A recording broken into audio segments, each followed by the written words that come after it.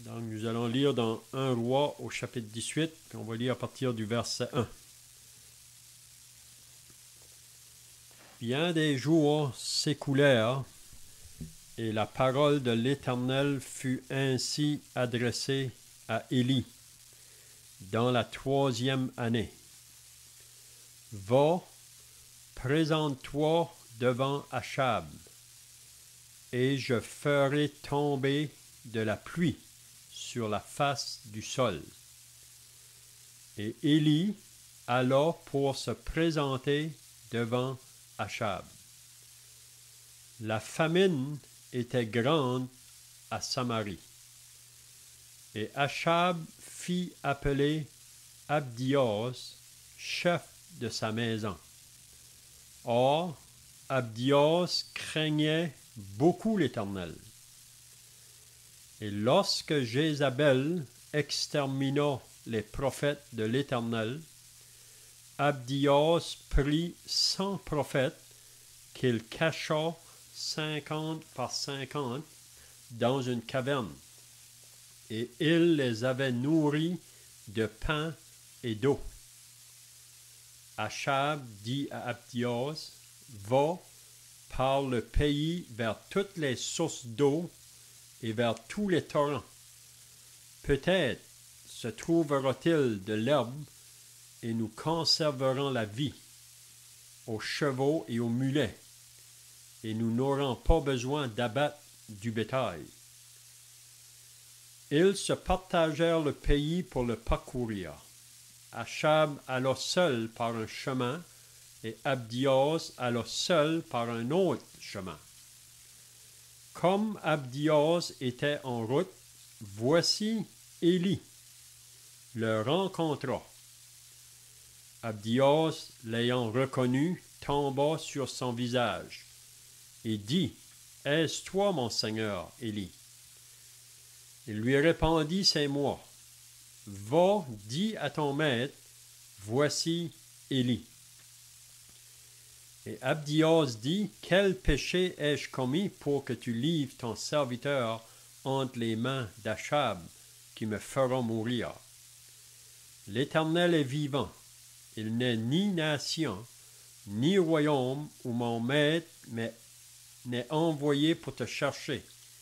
Et quand on disait que tu n'étais pas, il faisait jurer le royaume et la nation que l'on ne t'avait pas trouvé. Et maintenant tu dis, va, dis à ton maître, voici Élie.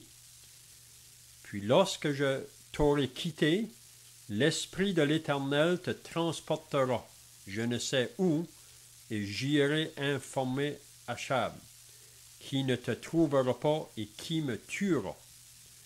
Cependant, ton serviteur craint l'Éternel dès sa jeunesse. N'a-t-on pas dit à mon Seigneur ce que j'ai fait quand Jézabel tua les prophètes de l'Éternel? J'ai caché 100 prophètes de l'Éternel, 50 par 50 dans une caverne, et je les ai nourris de pain et d'eau. Et maintenant tu dis, va, dis à ton maître, voici Élie, il me tuera.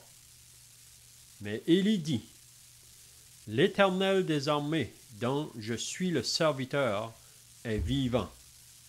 Aujourd'hui, je me présenterai devant Achab.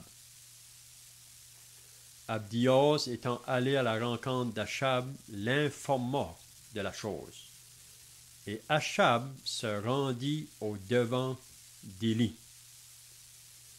À peine Achab aperçut-il Élie, qu'il lui dit, « Est-ce toi qui jettes le trouble en Israël? » Élie répondit, « Je ne trouble point Israël. C'est toi, au contraire, et la maison de ton père, puisque vous avez abandonné les commandements de l'Éternel et que tu es allé après les Baals. » Puis là, on voit que Élie va ordonner au roi de rassembler tout Israël. Puis sur la parole d'Élie, on voit que le roi Achab va obéir Donc, on peut reconnaître une parole d'autorité là, qu'Élie a mentionnée. Donc, il dit au roi, « Fais maintenant rassembler tout Israël auprès de moi, à la montagne du Carmel, et aussi les 450 prophètes de Baal et les 400 prophètes d'Astarté qui mangent à la table de Jézabel. » Achab envoya des messagers vers tous, les enfants d'Israël, et il rassembla les prophètes à la montagne du Carmel. Alors Élie s'approcha de tout le peuple et dit, « Jusqu'à quand clocherez-vous des deux côtés? Si l'Éternel est Dieu, allez après lui. Si c'est Baal, allez après lui. » Le peuple ne lui répondit rien. Et Élie dit au peuple, « Je suis resté seul des prophètes de l'Éternel, et il y a 450 prophètes de Baal. Que l'on nous donne 2 taureaux. » Probablement, là, vous connaissez l'histoire de ce récit, donc on va peut-être sauter plus loin. Là. Donc, on va se rendre au verset 33, en parlant d'Élie maintenant, que lui va monter son autel. « Il arrangea le bois, coupa le taureau par morceaux et le plaça sur le bois. Puis il dit, « Remplissez d'eau 4 cruches, et versez-les sur l'holocauste et sur le bois. » Il dit, « Faites-le une seconde fois. » Et ils le firent une seconde fois. Il dit, « Faites-le une troisième fois. » Et ils le firent une troisième fois. L'eau coula autour de l'autel et l'on remplit aussi d'eau le fossé. Puis c'est là que Élie va faire une prière pour que le feu de l'Éternel allume le feu de l'autel. Puis Dieu va répondre à la prière de Élie. Donc on va arrêter là pour notre lecture. C'est un long récit, mais dernièrement, je suis arrêté sur ce prophète Élie. Puis c'est toujours bien de se rappeler qu'est-ce que Jacques nous dit à propos de lui, qu'il était un homme de même nature que nous. Il n'était pas différent de nous. Puis c'était un homme qui a prié pour que la pluie arrête. Puis la pluie s'est arrêtée pendant 3 ans et demi. Puis il a prié de nouveau pour qu'elle vienne. Puis la pluie est revenue. Donc on voit un prophète qui priait son Dieu, puis que son Dieu répondait à sa prière. Puis on croit qu'encore aujourd'hui, le Dieu que Élie servait, c'est le même Dieu que nous servons aujourd'hui. Puis si que nous allons l'invoquer, et on lit ça dans le psaume, « Invoque-moi au jour de la détresse, et je te répondrai. » Donc on dit que pour le croyant, l'appel d'urgence, c'est vraiment cet appel. « Invoque-moi au jour de la détresse, et je te répondrai. » Donc on avait vu Élie qui s'est présenté un jour devant le roi Achab. Ça, c'est au chapitre 17 qu'on a vu ça. Puis vous vous rappelez que Élie devait annoncer un message de jugement sur la nation d'Israël. Pourquoi? Parce que Israël comme nation, qui était conduit par le roi Achab, ça nous dit que c'était un méchant roi. Puis Achab, vraiment, ce qui est arrivé à un moment donné, là, il est allé prendre une femme étrangère en dehors de la nation d'Israël. Une femme parmi les Sidoniens. Puis cette femme-là, c'était Jézabel. Puis elle adorait son Dieu qui était Baal. Puis vous savez que Dieu avait dit à Israël qu'ils ne devaient pas prendre des femmes étrangères parce qu'ils allaient les entraîner vers leur Dieu. C'est exactement ça qui est arrivé avec le roi Achab. en allant vers cette femme, Jézabel, et elle était fille de Ed-Baal, puis c'est elle qui a entraîné le roi dans l'idolâtrie. Puis le roi a emporté le peuple avec lui. Donc, le jugement va venir. Vous savez que Dieu avait dit à Israël qu'il allait les bénir si que Israël allait obéir sa parole. Mais si Israël allait désobéir, que la malédiction viendrait sur eux. Puis c'est ça que Élie allait annoncer, un message de malédiction vraiment, parce que Israël s'avait détourné du vrai Dieu pour se tourner vers le Dieu Baal. Donc si vous vous rappelez, on avait dit que ça prenait un grand courage de la part d'Élie. Puis on sait que la force que Élie a eue pour confronter le roi Achab, ça ne venait pas de lui-même. Vous savez que chacun de nous, comme serviteurs de Dieu, si on va pouvoir le servir, ce n'est pas par nos propres forces. On n'a aucune force en nous-mêmes. Comme qu'on n'avait pas de force pour se sauver nous-mêmes, on n'a pas de force en nous-mêmes pour pouvoir le servir. Même Paul, il pouvait dire, j'ai été crucifié avec Christ, et si je vis, ce n'est plus moi qui vis, c'est Christ qui vit en moi. Donc, Paul reconnaissait que s'il était capable de servir le Seigneur, ce n'était pas par ses propres forces. Même il dit dans l'Épître aux Philippiens, je suis fort par celui qui me fortifie. Donc, Élie a annoncé le message, puis ensuite, qu'est-ce qui va arriver au prophète pendant que la sécheresse va venir, la famine va venir sur la nation? Dieu va prendre soin du prophète. Puis c'est ça qu'on avait vu là dans le chapitre 17. Dieu avait dit à Élie d'aller près du torrent, puis là, qu'il allait prendre soin de lui. Vous vous rappelez qu'est-ce qu'on avait vu? Puis ensuite, après que le torrent a séché, Élie devait se rendre dans une ville à Sarepta pour rencontrer une veuve qui allait prendre soin de lui. Puis on voit aussi dans la marche de Élie l'obéissance. Le moment que Dieu parle, il se lève, il obéit. Puis ça, c'est très important dans la vie du croyant, que quand Dieu parle, si on va connaître la bénédiction, c'est obéir. Il ne nous dit pas de comprendre ce qu'il nous demande de faire, il nous simplement d'obéir. Ça, c'est la marche par la foi. Donc, vous vous rappelez avec la femme ou la veuve, après que son fils est mort, elle était venue vers Élie pour lui dire, « Qu'y a-t-il entre moi et toi, homme de Dieu? Es-tu venu chez moi pour rappeler le souvenir de mon péché et pour faire mourir mon fils? » On avait dit que dans le fils de la veuve, on pouvait voir un portrait de la mort du Seigneur Jésus et de sa résurrection. Parce que ce fils-là est mort, mais ensuite, il est revenu à la vie. Donc, ce matin, on est rendu à la fin de la 3e année, si on peut dire, là, ou dans la 3e année. Ça fait déjà 3 ans qui se sont passés. La famine est dans le pays. Puis vraiment, si ça continue, on va tout mourir.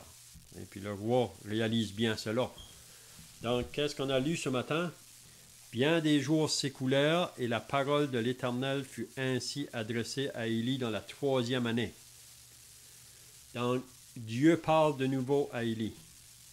Va vers Achab, présente-toi devant lui, et je ferai tomber de la pluie sur la face du sol. Donc encore ici, Dieu demande à Élie de se rendre de nouveau vers Achab. Puis Élie alla. Élie alla. Donc ça veut dire Élie obéit à ce que Dieu lui demande. Ce n'est pas un chemin facile parce que Élie sait bien que le roi Achab cherche à le faire mourir depuis qu'il a annoncé le jugement sur le pays. Donc, encore aujourd'hui, si vous annoncez la parole de Dieu ou la bonne nouvelle, vous savez que vous allez rencontrer beaucoup d'opposition. Puis ça peut être dans nos familles, ça peut être avec des voisins ou des collègues de travail, ou si vous êtes à l'école, si vous allez parler de la bonne nouvelle de l'Évangile, puis qu'est-ce que le monde n'aime pas concernant cette bonne nouvelle, c'est premièrement que cette bonne nouvelle annonce leur condition devant Dieu comme pécheurs perdus. Puis c'est ça le côté de la bonne nouvelle qu'on a la difficulté à accepter. Quand on est pécheur, perdu à Dieu, qu'on ne peut rien faire de nous-mêmes pour nous sauver. Parce que l'homme pense qu'il peut toujours faire quelque chose pour se sauver, qu'il y a toujours quelque chose de bien en lui. Mais vraiment, le message de l'Évangile, c'est de reconnaître qu'on ne peut rien faire. Puis c'est souvent ça le message que l'homme refuse d'entendre. Donc, pour annoncer le message, donc, ça prend du courage, ça prend vraiment la force du Seigneur. Donc, Élie, ici, il va se présenter. Ça dit que la famine était grande à Samarie. Et Achab fit appeler Abdias. Donc, Achab va faire venir son serviteur, un des chefs de sa maison, là. Mais j'aime à lire à propos de Abdias, qui était associé avec ce roi méchant. Mais Abdias était un homme qui craignait Dieu. Puis ça ne dit pas seulement qu'il craignait Dieu, mais ça dit qu'il craignait beaucoup l'Éternel. Beaucoup. Vous savez qu'on vit dans un monde qui n'a aucune crainte de Dieu. Mais avant que Dieu se révèle à un homme, il faut que l'homme arrive à cette conclusion-là. Il faut que l'homme arrive à reconnaître qui est vraiment Dieu, puis on devrait le craindre vraiment. Puis de venir à lui dans la repentance et à la foi en son Fils. Mais Abdias est un homme qui craignait Dieu. Donc, Achab va dire à Abdias, il faut aller dans le pays pour trouver des endroits où il y a de l'eau, pour qu'on puisse trouver du pâturage ou de la nourriture pour nourrir les animaux, parce qu'on va tous mourir. Mais ce Abdias-là, qui était avec Achab, là, c'est un homme qui craignait Dieu. Puis on est rappelé que quand que Jézabel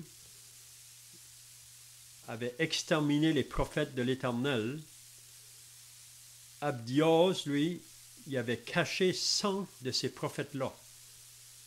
Puis il les avait nourris, vous pouvez vous imaginer. Il les avait mis dans une caverne, puis à chaque jour, il leur amenait du pain et de l'eau. Donc Dieu a utilisé cet homme-là pour prendre soin de ses prophètes. Puis je crois que Abdias, un jour, va être récompensé pour qu'est-ce qu'il a fait aux prophètes de l'Éternel. Vous savez que Jésus a dit que si vous donnez simplement un verre d'eau froide à l'un de mes plus petits, c'est comme si vous le faites à moi. Donc Abdias a pris soin de ces prophètes-là. Mais là, Achab demande à Abdias de partir pour aller trouver une place où on pourrait trouver de l'eau. Mais là, ça nous dit qu'ils sont partis tous les deux. Achab est parti par un chemin, Abdias est parti par l'autre. Mais pendant qu'Abdias marchait sur son chemin, ça nous dit que Élie est venu à sa rencontre. Parce que Élie est en marche pour aller rencontrer Achab. Là. Dieu lui a dit d'aller vers Achab. Mais là, il rencontre premièrement Abdias. Puis là, il dit à Abdias, va dire à Achab que Élie est ici. Mais Abdias est pris par la crainte, vraiment une certaine crainte ici. Puis il dit à Élie, quel péché ai-je commis pour que tu livres ton serviteur entre les mains d'Achab, qui me fera mourir? Puis là, il raconte à Élie qu'est-ce que Achab faisait quand il envoyait des personnes là, pour chercher le prophète Élie. Puis quand il revenait, il les faisait jurer vraiment pour qu'ils disent la vérité. Parce que s'ils n'avaient pas dit la vérité, il les mettait à mort. Donc Achab était vraiment un homme qui aurait voulu détruire le prophète ou le mettre à mort parce que le prophète le dérangeait. Vous savez que quand on amène le message de l'Évangile, ça dérange les personnes. Le message de l'Évangile n'est pas un message qui va plaire aux hommes. L'apôtre Paul le dit dans l'Épître aux Galates. Puis il nous dit que si on veut plaire aux hommes, on ne peut pas être serviteur de Dieu.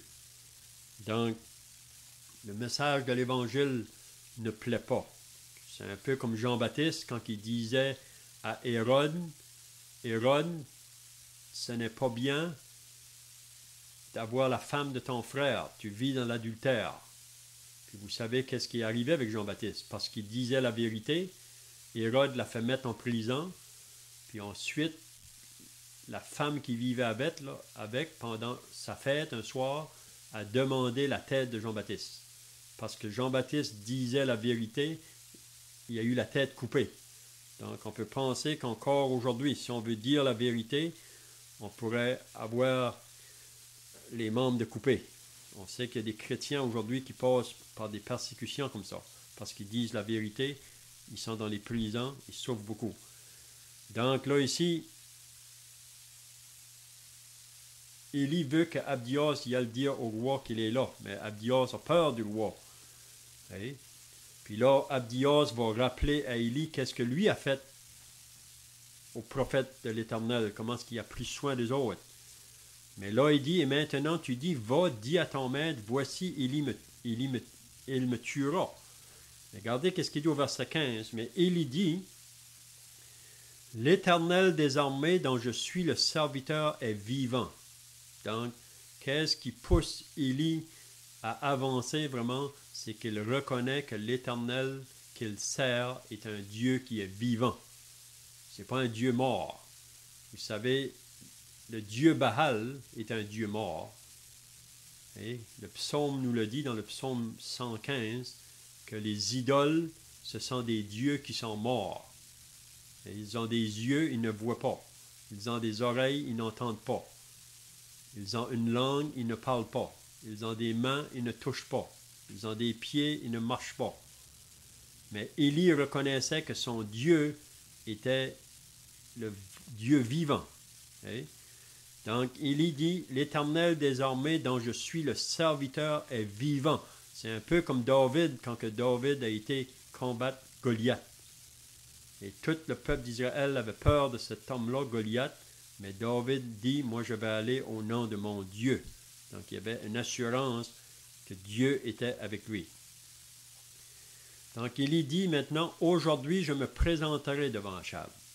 Donc aujourd'hui, je vais rencontrer Achab. Puis c'est là qu'Élie a donné de l'assurance, si on peut dire, au serviteur du roi, là, Abdias. Ça dit au verset 16, Abdias étant allé à la rencontre d'Achab, l'informa de la chose. Donc, il a dit à Achab que Élie était là. Puis là, ça nous dit que Achab se rendit au devant d'Élie. Donc, on peut voir la confrontation maintenant qui va prendre place entre Élie, le prophète du vrai Dieu, et contre le roi Achab et les prophètes de Baal. Puis Élie ici, qu'est-ce qu'il va prouver à la nation d'Israël? Que c'est l'Éternel qui est Dieu. Ce n'est pas Baal. Puis Élie ici va agir ici. Là. C'est vraiment tout un courage que cet homme-là a eu. Mais comme j'ai dit tout à l'heure, ce n'est pas par ses propres forces. C'est par la force de l'Éternel. Puis c'est vraiment beau de remarquer qu'à partir de ce moment ici, c'était censé Achab qui allait faire du mal à Élie. Mais on va voir vraiment que Élie, par sa parole, il va faire obéir le roi Achab. C'est tout quelque chose. Donc, il dit au verset 17, « À peine Achab aperçut-il Élie, qu'il lui dit, « Est-ce toi qui jettes le trouble en Israël? » Donc, premièrement, le roi va dire à Élie, « Est-ce que c'est pas toi qui jettes le trouble en Israël? Tout le trouble qui est présentement, la famine, la sécheresse, est-ce que c'est pas à cause de toi? » Donc, il blâme le prophète plutôt de se blâmer lui. Vous savez, c'est toujours encore de même aujourd'hui. L'homme est toujours en train de blâmer Dieu pour les choses qui se passent, plutôt de blâmer lui. Okay? Donc, c'est ça que Achab fait, il veut blâmer Élie. Mais Élie répondit, je ne trouble point Israël. Donc, Élie est très clair que ce n'est pas lui qui est la cause du trouble d'Israël ou qui est la cause de ce jugement-là qui est venu sur eux autres. Il dit au roi, c'est toi, au contraire, et la maison de ton père. Puis là, il leur dit la raison. Puisque vous avez abandonné les commandements de l'Éternel et que tu es allé après les Baals. Donc, c'est la raison pourquoi que Israël est sous ce jugement-là, Achab. Vous avez abandonné les commandements de l'Éternel pour aller après les Baals. Donc, qu'est-ce qu'on apprend ici? Que si on abandonne le chemin de Dieu, on s'en va toujours vers le jugement, toujours. Donc, là maintenant, Élie va parler. Puis c'est vraiment beau quand on lit ces passages-là, là, comment est-ce que le peuple va réagir à la parole d'Élie. Ils ne vont pas argumenter, ils ne vont pas résister. Donc, on voit vraiment que Dieu était avec Élie là, dans ce travail-là. Donc, qu'est-ce qu'il dit au peuple? Il dit, fais maintenant, il dit ça à Achab, fais maintenant rassembler tout Israël auprès de moi à la montagne du Carmel, et aussi les 450 prophètes de Baal et les 400 prophètes d'Astarté qui mangent à la table de Jézabel. Donc, c'est ça le commandement que Élie a donné à Achab. Il dit, fais rassembler tout Israël à la montagne du Carmel. Puis il dit, fais venir tous les prophètes de Baal et tous les prophètes d'Astarté. Donc, il y tient 850 prophètes contre un seul homme, un seul prophète de l'Éternel. Ils sont 850. Puis on peut s'imaginer, là, quand que Achab a donné l'ordre à Israël, on peut voir tout ce monde-là qui vont monter à la montagne. Il va y avoir une foule de personnes, un grand nombre de personnes qui montent sur la montagne. Puis quand ils sont arrivés au haut de la montagne, Élie, c'est lui qui va précéder, si on peut dire. C'est lui qui va être le leader dans tout ce rassemblement-là. Là. Un seul homme contre 850 prophètes de Baal. Au verset 21, ça dit, alors Élie s'approcha de tout le peuple et dit, donc vraiment c'est ça que Élie veut prouver à toute la nation d'Israël, que le vrai Dieu, c'est l'Éternel et non pas Baal. Donc il va leur dire, alors Élie s'approcha de tout le peuple et dit, jusqu'à quand clocherez-vous des deux côtés? Vous savez, on ne peut pas être dans les deux côtés. C'est soit qu'on est un ou qu'on est l'autre. On ne peut jamais être dans le milieu. Vous savez, Jésus a dit, on ne peut pas servir deux maîtres. C'est soit qu'on sert Dieu ou qu'on sert maman ou l'argent ou le diable. Jusqu'à quand clocherez-vous des deux côtés? Si l'Éternel est Dieu, allez après lui. Si c'est Baal, allez après lui. Ça dit que le peuple ne lui répondit rien. Puis c'est là que Élie va dire, je suis resté seul des prophètes de l'Éternel, il y a 450 prophètes de Baal. Mais on sait qu'il y avait d'autres prophètes que l'Éternel a veillé dessus. Et Élie pensait qu'il était seul. On verra une autre fois là, que Dieu va lui rappeler qu'il y en a d'autres qui sont restés. Vous savez que des fois, comme chrétiens, on peut penser qu'on est seul, mais il y en a d'autres. Il y en a d'autres autour de nous, même qu'il y en a une multitude de croyants qui marchent avec nous dans le chemin de l'opposition parce qu'on vit dans un monde qui est contraire. Mais là, ici, c'est là que Élie va prouver à la nation d'Israël qui est le vrai Dieu. Puis là, qu'est-ce qu'il va faire? Il va dire aux prophètes de Baal de prendre un taureau, puis placer leur autel. Puis là, il va leur dire que vous allez invoquer votre Dieu, puis moi, je vais faire la même chose. Puis le Dieu qui va répondre à la prière, là, qui va allumer le feu de l'autel, c'est lui qui est le vrai Dieu. Puis si vous vous rappelez, Élie a dit au prophète, vous allez commencer en premier parce que vous êtes plus nombreux. Puis là, on voit que les prophètes de Baal ont organisé leur autel, puis ont mis le taureau dessus, puis là, ils sont mis à prier du matin jusqu'à midi, ça nous dit.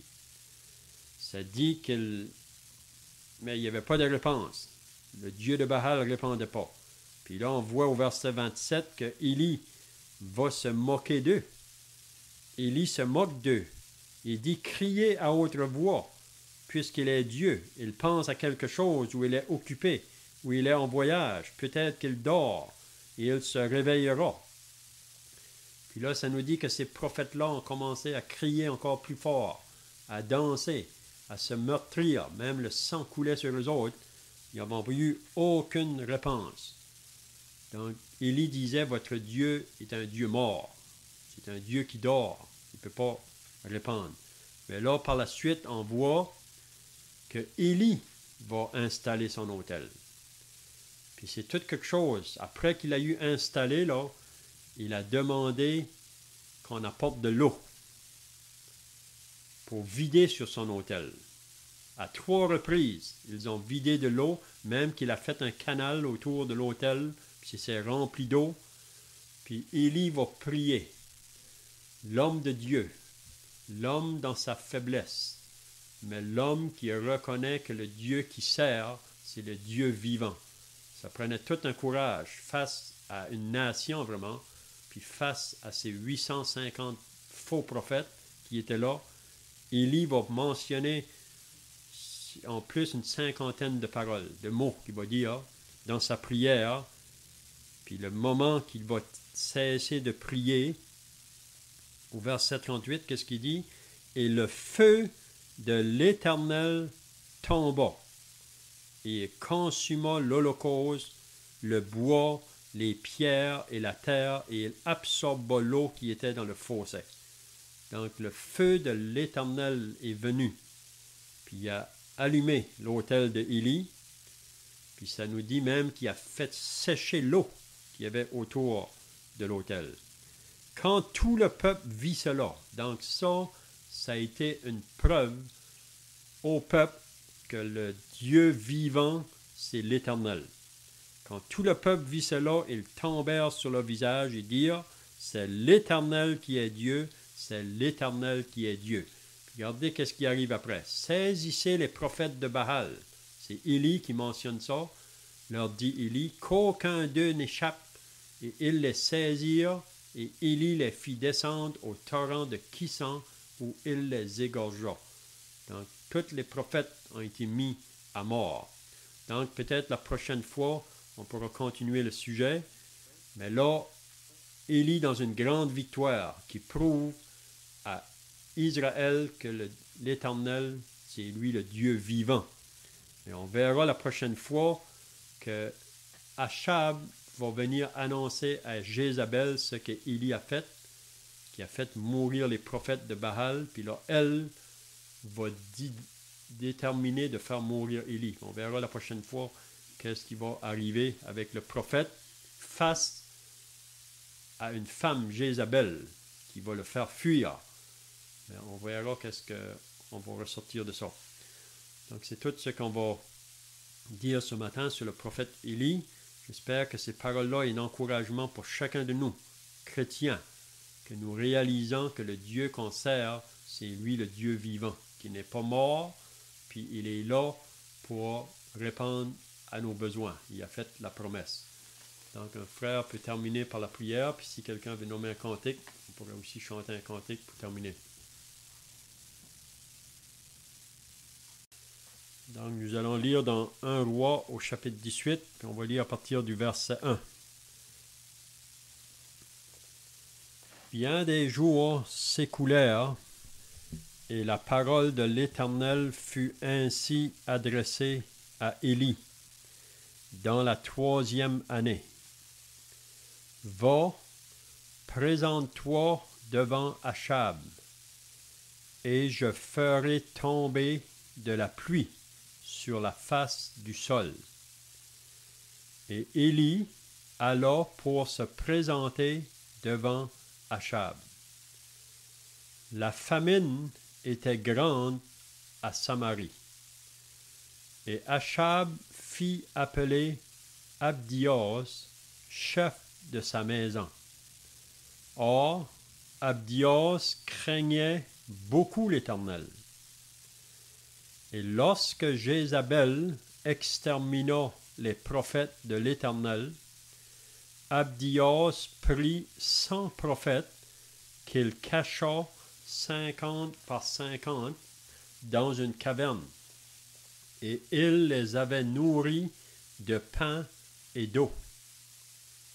Achab dit à Abdias, « Va par le pays vers toutes les sources d'eau et vers tous les torrents. Peut-être se trouvera-t-il de l'herbe et nous conserverons la vie aux chevaux et aux mulets, et nous n'aurons pas besoin d'abattre du bétail. » Ils se partagèrent le pays pour le parcourir. Achab alla seul par un chemin, et Abdias alla seul par un autre chemin. Comme Abdias était en route, voici Élie le rencontra. Abdias, l'ayant reconnu, tomba sur son visage et dit, « Est-ce toi, mon Seigneur, Élie? » Il lui répondit, « C'est moi. Va, dis à ton maître, voici Élie. » Et Abdias dit, « Quel péché ai-je commis pour que tu livres ton serviteur entre les mains d'Achab, qui me fera mourir? L'Éternel est vivant. Il n'est ni nation, ni royaume où mon maître n'est envoyé pour te chercher. Et quand on disait que tu n'étais pas, il faisait jurer le royaume et la nation que l'on ne t'avait pas trouvé. Et maintenant tu dis, va, dis à ton maître, voici Élie. Puis lorsque je t'aurai quitté, l'Esprit de l'Éternel te transportera, je ne sais où, et j'irai informer Achab, qui ne te trouvera pas et qui me tuera. Cependant, ton serviteur craint l'Éternel dès sa jeunesse. N'a-t-on pas dit à mon Seigneur ce que j'ai fait quand Jézabel tua les prophètes de l'Éternel? J'ai caché 100 prophètes de l'Éternel, 50 par 50 dans une caverne, et je les ai nourris de pain et d'eau. Et maintenant tu dis, va, dis à ton maître, voici Élie, il me tuera. Mais Élie dit, l'Éternel des armées, dont je suis le serviteur, est vivant. Aujourd'hui, je me présenterai devant Achab. Abdias étant allé à la rencontre d'Achab, l'informa de la chose. Et Achab se rendit au devant d'Élie. À peine Achab aperçut-il Élie, qu'il lui dit, « Est-ce toi qui jettes le trouble en Israël? » Élie répondit, « Je ne trouble point Israël. C'est toi, au contraire, et la maison de ton père, puisque vous avez abandonné les commandements de l'Éternel et que tu es allé après les Baals. » Puis là, on voit que Élie va ordonner au roi de rassembler tout Israël. Puis sur la parole d'Élie, on voit que le roi Achab va obéir. Donc on peut reconnaître une parole d'autorité là, qu'Élie a mentionnée.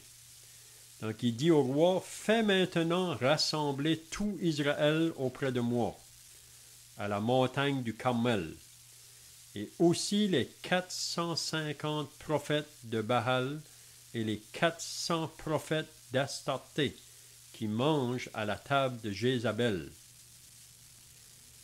Achab envoya des messagers vers tous, les enfants d'Israël, et il rassembla les prophètes à la montagne du Carmel.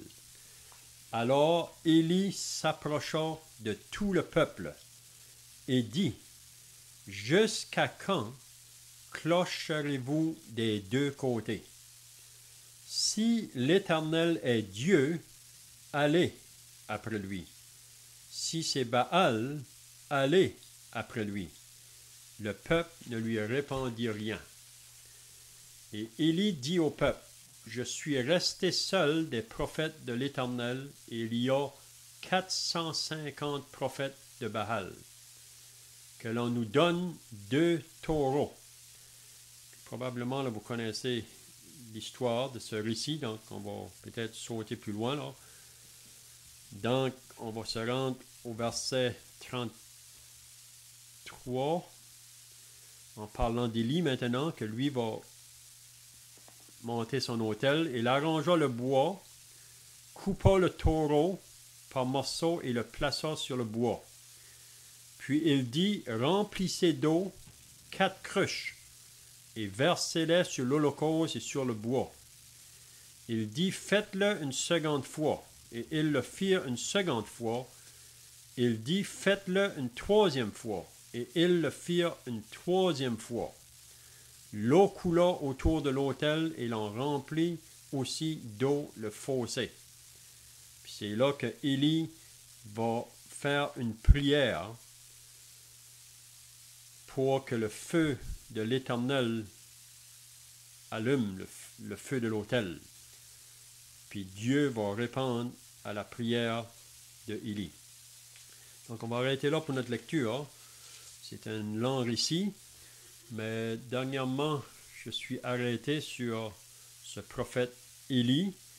Puis c'est toujours bien de se rappeler qu'est-ce que Jacques nous dit à propos de lui, qu'il était un homme de même nature que nous.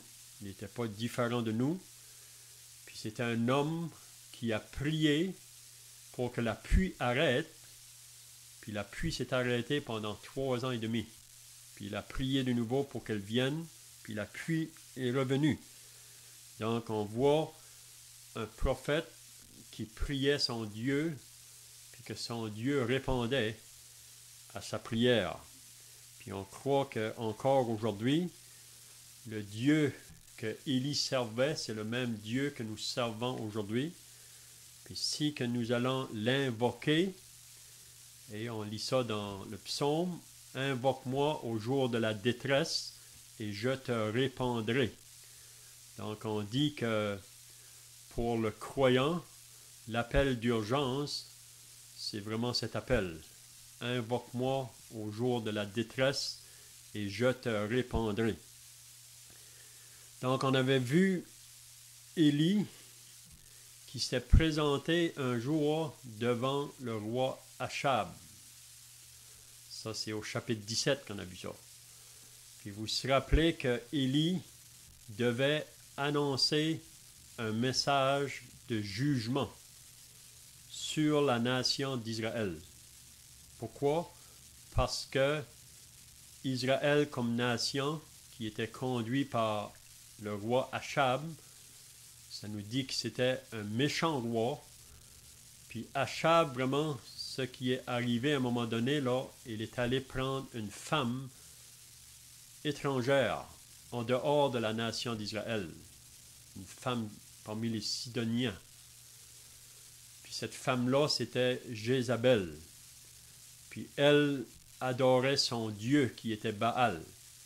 Puis vous savez que Dieu avait dit à Israël qu'ils ne devaient pas prendre des femmes étrangères parce qu'ils allaient les entraîner vers leur Dieu. C'est exactement ça qui est arrivé avec le roi Achab en allant vers cette femme, Jézabel. Et elle était fille de Ed-Baal, puis c'est elle qui a entraîné le roi dans l'idolâtrie. Puis le roi a emporté le peuple avec lui. Donc, le jugement va venir. Vous savez que Dieu avait dit à Israël qu'il allait les bénir si qu'Israël allait obéir sa parole. Mais si Israël allait désobéir, que la malédiction viendrait sur eux. Puis c'est ça que Élie allait annoncer, un message de malédiction vraiment, parce que Israël s'avait détourné du vrai Dieu pour se tourner vers le Dieu Baal. Donc si vous vous rappelez, on avait dit que ça prenait un grand courage de la part d'Élie. Puis on sait que la force que Élie a eue pour confronter le roi Achab, ça ne venait pas de lui-même. Vous savez que chacun de nous, comme serviteurs de Dieu, si on va pouvoir le servir, ce n'est pas par nos propres forces. On n'a aucune force en nous-mêmes. Comme qu'on n'avait pas de force pour se sauver nous-mêmes, on n'a pas de force en nous-mêmes pour pouvoir le servir. Même Paul, il pouvait dire, j'ai été crucifié avec Christ, et si je vis, ce n'est plus moi qui vis, c'est Christ qui vit en moi. Donc, Paul reconnaissait que s'il était capable de servir le Seigneur, ce n'était pas par ses propres forces. Même il dit dans l'Épître aux Philippiens, je suis fort par celui qui me fortifie. Donc, Élie a annoncé le message, puis ensuite, qu'est-ce qui va arriver au prophète pendant que la sécheresse va venir, la famine va venir sur la nation? Dieu va prendre soin du prophète. Puis c'est ça qu'on avait vu là dans le chapitre 17. Dieu avait dit à Élie d'aller près du torrent, puis là, qu'il allait prendre soin de lui. Vous vous rappelez qu'est-ce qu'on avait vu? Puis ensuite, après que le torrent a séché, Élie devait se rendre dans une ville à Sarepta pour rencontrer une veuve qui allait prendre soin de lui. Puis on voit aussi dans la marche de Élie l'obéissance. Le moment que Dieu parle, il se lève, il obéit. Puis ça, c'est très important dans la vie du croyant, que quand Dieu parle, si on va connaître la bénédiction, c'est obéir. Il ne nous dit pas de comprendre ce qu'il nous demande de faire, il nous simplement d'obéir. Ça, c'est la marche par la foi. Donc, vous vous rappelez avec la femme ou la veuve, après que son fils est mort, elle était venue vers Élie pour lui dire, « Qu'y a-t-il entre moi et toi, homme de Dieu? Es-tu venu chez moi pour rappeler le souvenir de mon péché et pour faire mourir mon fils? » On avait dit que dans le fils de la veuve, on pouvait voir un portrait de la mort du Seigneur Jésus et de sa résurrection. Parce que ce fils-là est mort, mais ensuite, il est revenu à la vie. Donc, ce matin, on est rendu à la fin de la 3e année, si on peut dire, là, ou dans la 3e année. Ça fait déjà 3 ans qui se sont passés. La famine est dans le pays. Puis vraiment, si ça continue, on va tout mourir. Et puis le roi réalise bien cela. Donc, qu'est-ce qu'on a lu ce matin? Bien des jours s'écoulèrent et la parole de l'Éternel fut ainsi adressée à Élie dans la 3e année. Donc, Dieu parle de nouveau à Élie. Va vers Achab.